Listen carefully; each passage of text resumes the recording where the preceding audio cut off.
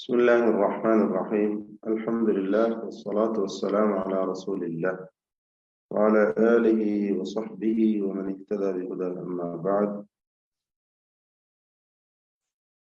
കഴിഞ്ഞ തവണ നാം പരിശുദ്ധ ഖുർആനിലെ ചില പദങ്ങളിൽ പ്രത്യേകമായി ശ്രദ്ധിക്കേണ്ടതായ പാരായണ രീതികൾ, അതായത് റിവായത്ത് ഹഫ്സ് പ്രകാരം പാരായണം ചെയ്യുമ്പോൾ നാം അറിയേണ്ട ചില പ്രത്യേക നിയമങ്ങളെ കുറിച്ച് സൂചിപ്പിക്കുകയുണ്ടായി.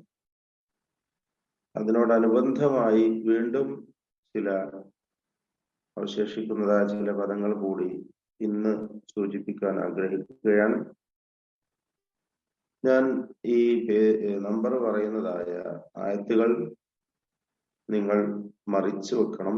എന്നാൽ മാത്രമേ അത് പൂർണ്ണമായും മനസ്സിലാക്കുവാൻ സാധ്യമാവുകയുള്ളൂ എന്നതാണ് തുടക്കത്തിൽ ഓർമ്മപ്പെടുത്താനുള്ളത്. ഒന്നാമതായി സൂറത്തുൽ ബഖറ 245 വചനം. സൂറത്തുൽ ബഖറ 245 വചനം. ഇതിൽ വല്ലാഹു യഖ്ബിദു വയബ്സുതു വഇലൈഹി തുർജഊൻ, അവിടെ ശ്രദ്ധിക്കേണ്ട കാര്യം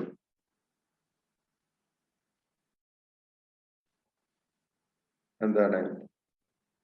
245 യബ്സുതു എന്ന് സ്വാദിന് പകരം സീൻ നൽകിയാണ് ഓതേണ്ടത് എന്നതാണ് പ്രത്യേകം അറിയുന്നത്. അല്ലാഹു യഖ്ബിദു വയബ്സുതു. പല പദങ്ങളിലും സീനോ സ്വാദോ രണ്ടും തന്നെ ഓതാവുന്നതും, ചിലതിൽ സീൻ ഓതേണ്ടതും മറ്റു ചിലതിൽ സ്വാദ് മാത്രം ഓതേണ്ടതുമായ പദങ്ങൾ നമുക്ക് പരിശുദ്ധ ഖുർആനിൽ കാണാൻ സാധിക്കും. ഇവിടെ ഈ സൂചനയായിട്ടാണ് സ്വാദിന് മുകളിൽ സീൻ എഴുതിയിട്ടുള്ളത്. പേജ് നമ്പർ 39 നിങ്ങൾ ശ്രദ്ധിച്ചിട്ടുണ്ടാവും. പേജ് നമ്പർ 39 അവിടെ വല്ലാഹു യഖ്ബിദു വയബ്സുതു എന്ന് സീന് കൊണ്ടാണ് പാരായണം ചെയ്യേണ്ടത് എന്ന സൂചനയാണ് സീൻ മുകളിൽ എഴുതിയതിലുള്ളത്. എന്നാൽ മറ്റൊരു കാര്യങ്ങളിലൊക്കെ വ്യത്യാസം ഉണ്ടാകും. റസ്മ് സ്വാദ് കൊണ്ടാണ്, പക്ഷെ നമ്മുടെ റിവായത്തിൽ അവിടെ അസ്ലായ സീനിനെ തന്നെ സൂചിപ്പിച്ചുകൊണ്ട് സീൻ എഴുതിയിരിക്കുകയാണ്. അതിന്റെ അസ്ല് സീനാണ്. ബസത യബ്സുതു എന്നാണ് ആ പദം. അടുത്തത്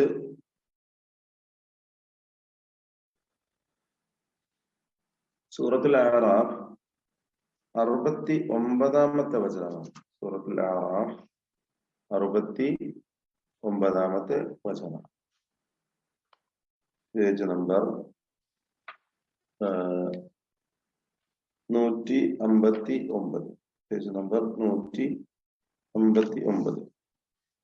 ഇതിൽ വസാദകും ഫിൽ ഖൽഖി ബസ്ത, വസാദകും ഫിൽ ഖൽഖി ബസ്ത. ഇവിടെയും എന്ത് വേണം? സീന് നൽകിയാണ് പാരായണം ചെയ്യേണ്ടത്. ഇവിടെയും സീന് നൽകിയാണ് പാരായണം ചെയ്യേണ്ടത്. നമുക്ക് സ്വാദിന് മുകളിൽ സീൻ എഴുതിയതായി തന്നെ കാണുവാൻ സാധിക്കുന്നതാണ്.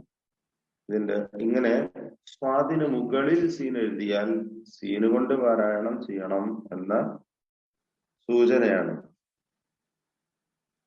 അടുത്തത് സൂറത്ത് തൂർ 37 വചനമാണ്. Page number 525. Page number 525. ഇവിടെ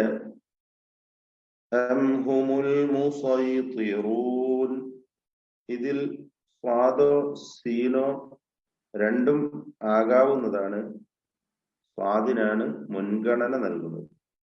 സ്വാദിനാണ് മുൻഗണനയുള്ളത്. രണ്ടും ആകാവുന്നതാണ്. ഇതിന്റെ അസ്ല് യഥാർത്ഥത്തിൽ സീനാണ്. മുസയ്യിറൂൻ എന്ന് സീനാണ്. അപ്പോൾ ഇവിടെ സൂറത്ത് 37 സീനോ സ്വാദോ രണ്ടും തന്നെ പാരായണം ചെയ്യാവുന്നതാണ്. സ്വാദിനാണ് മുൻഗണന എന്ന സൂചനയാണ്. എന്നാൽ സൂറത്തുൽ ഗാശിയ 22-ാം വചനം എല്ലാവർക്കും മനഃപ്പാഠമുള്ളതായിരിക്കും. ലസ്ത അലൈഹിം ബിമുസൈതിർ. ഇതിൽ സ്വാദ് കൊണ്ട് മാത്രമാണ് പാരായണം ചെയ്യേണ്ടത്. അസ്ല് സൈതറ യുസൈതിറു എന്ന സീനാണ്. സൂറത്തുൽ അസ്ല് സീൻ തന്നെയാണ്.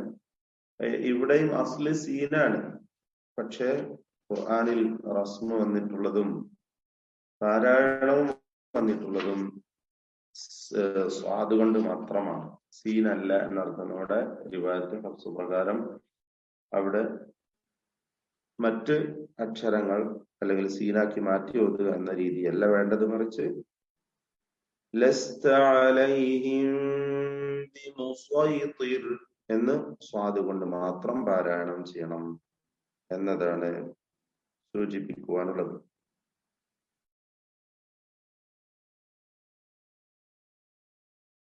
പിന്നീട് സക്തകളുടെ കാര്യം നാം മനസ്സിലാക്കി കഴിഞ്ഞിട്ടുള്ളതാണ് വിശദമായി തന്നെ. സൂറത്തുൽ അൻആം 143, 144 വചനങ്ങൾ. സൂറത്തുൽ അൻആം 143, 144 വചനം. ഇത് നമ്മള് മുമ്പ് സൂചിപ്പിച്ചതാണെന്നാണ് ഞാൻ ഓർക്കുന്നത്. എന്നാലും റിവായത്ത് ഹഫ്സിൽ അവിടെ ശ്രദ്ധിക്കപ്പെടുന്ന കാര്യം പേജ് നമ്പർ 147 കേട്ടോ. Page number 147. എന്താണ് അവിടെ ഉള്ളത്? 8 أزواج من الضأن 2 ومن المعز 2 قل الذكرين حرم أم الأنثيين. ഇത് 2 തവണ ആവർത്തിക്കുന്നുണ്ട്. 143-ലുമുണ്ട് 144-ലുമുണ്ട് ഇതേ പദം, ഖുൽ അദ്ദക്കറൈനി എന്ന പദം. ഈ പദത്തിൽ അദ്ദക്കറൈനി എന്ന മദ് ലാസിം മുസഖൽ കലിമി ആണ് നൽകുക. കാരണം അവിടെ ഹംസത്തുൽ ഇസ്തിഫാം ഹംസത്തുൽ വസ്ലിന് മുമ്പിൽ ചേർന്ന് വന്നിരിക്കുകയാണ്. ഹംസത്തുൽ ഇസ്തിഫാം ആണ് അവിടെ ചേർന്ന് വന്നിട്ടുള്ളത്. ചോദ്യ ചിഹ്നമായ ഹംസ, ചോദിക്കുവാൻ ഉപയോഗിക്കുന്ന ഹംസ. ഇവിടെ ശ്രദ്ധിക്കേണ്ട കാര്യം, ഈ 2 വചനങ്ങളിലും അതേപോലെ തന്നെയാണ്, അതേ വിധി തന്നെ ഇവിടെ പറയാൻ പോകുന്ന വിധി തന്നെയാണ് സൂറത്ത് യൂനുസ് 51, 91 എന്ന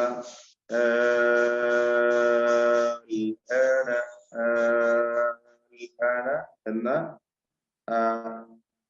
പദം 2 തവണ സൂറത്ത് യൂനുസിൽ ആവർത്തിച്ചു വന്നിട്ടുണ്ട്. 51-ലും 91-ലും നമ്മൾ മുമ്പ് സൂചിപ്പിച്ചു കഴിഞ്ഞതാണെന്നാണ് ഓർക്കുന്നത്. അവിടെ മദ് ലാസിം മുഖഫഫ് കലിമിയുടെ ഏക ഉദാഹരണമാണ്. ഈ 2 പദങ്ങളിലും ഇസ്തിഫാമിന്റെ ഹംസ ചേർന്ന് വന്നതാണ് എന്ന കാരണത്താൽ എന്താണ്, അതുപോലെ തന്നെ സൂറത്തുൻ നംല് 59-ൽ അല്ലാഹു, സൂറത്ത് നംല് 59-ൽ അല്ലാഹു അദിന ലക്കും അം അലല്ലാഹി തഫ്തറൂൻ, ഈ പദങ്ങളിൽ. അപ്പൊ ഏതൊക്കെ പദങ്ങളാണ്? അദ്ദക്കറൈനി, അൽആന, അല്ലാഹു. ഇവയിലെല്ലാം 6 ഹറക്കത്തിന്റെ അളവിൽ ദീർഘം നൽകുകയോ അല്ലെങ്കിൽ ദീർഘത്തിന് പകരം തസ്ഹീൽ ചെയ്യുകയോ ആവാം. ദീർഘം നൽകുന്നതിനാണ് മുൻഗണന. ഇങ്ങനെ ദീർഘം നൽകിക്കൊണ്ടാണ് റസ്മ് ഖുർആനിൽ എഴുതിയിട്ടുള്ളത്, ദീർഘത്തോടു കൂടിയാണ്. അല്ലെങ്കിൽ അവിടെ സ്വീകരിക്കാവുന്ന മറ്റൊരു രീതി തസ്ഹീലാണ്. തസ്ഹീൽ എന്താണെന്ന് സൂറത്തു ഫുസ്സിലത്തിലെ ആജമിയ്യുൻ എന്ന പദം പറഞ്ഞപ്പോൾ നമ്മൾ സൂചിപ്പിച്ചിട്ടുള്ളതാണ്. ആ തസ്ഹീൽ ഇവിടെയും സ്വീകരിക്കാം എന്നാണ്. അപ്പൊ അതെങ്ങനെയായിരിക്കും? ദക്കറൈനി എന്ന് ഓതുന്നതിന് പകരം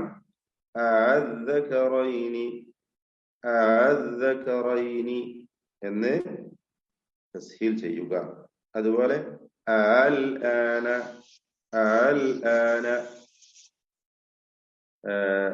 എന്ന് തസ്ഹീൽ ചെയ്തുകൊണ്ട് പാരായണം ചെയ്യുക. അതുപോലെ സൂറത്ത് അൻ-നംലിലെ 59-ാമത്തെ ആയത്തിൽ എങ്ങനെ ഓതുക? അല്ലാഹു എന്ന് തസ്ഹീൽ ചെയ്യുക.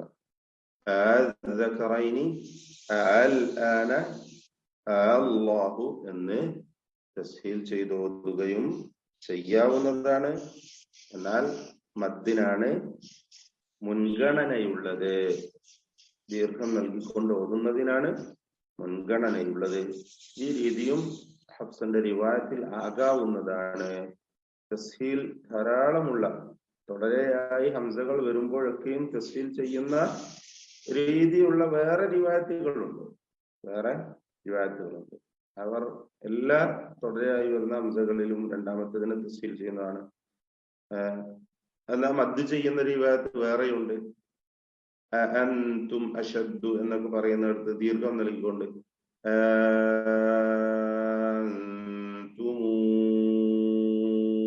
അശദ്ദു ഖൽഖൻ എന്ന് ഇമാം നാഫിയാന്റെ റാവിയായ ഇമാം വർഷിന്റെ പാരായണത്തിൽ നമുക്ക് കേൾക്കാൻ പറ്റും.